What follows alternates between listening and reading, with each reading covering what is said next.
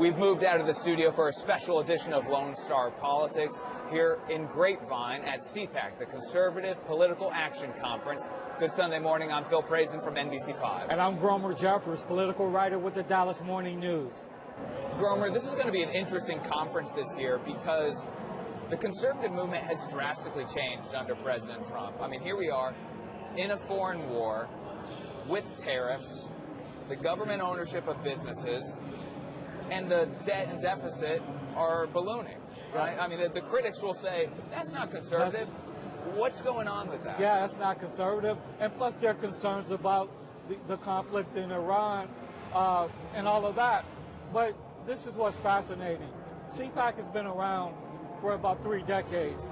And remember, before Donald Trump, you know, it was on the map, but not like it is now. Mm-hmm. Trump comes along and he attends the conventions and he really boosts CPAC's presence, makes it even more relevant. Mm-hmm. Because of that, they're very loyal to the president. And some of the issues that he cares about, like tariffs and what you just outlined, they're not natural fits with the traditional conservative movement. I think there are people in CPAC that are willing to give the president the benefit of the doubt. So it's more of a conservative movement with a heavy dose of populism.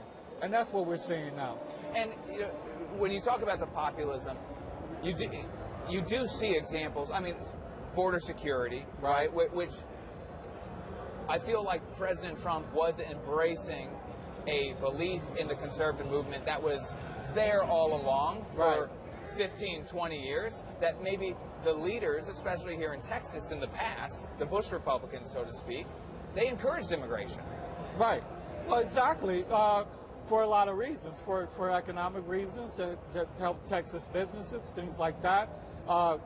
Guest worker programs, path to citizenships that involve sort of enriching sort of the economy and everything else with immigrant labor, which is necessary. That all changed. Path to citizenship now is a bad term, including guest worker programs. Trump changed all of that, and it's reflected in conservative policy now. The question is, what happens, Phil, when Trump fades from the scene, at least not being president, doesn't have that hammer? Does the movement switch back to more conservative principles and themes? That's an interesting question.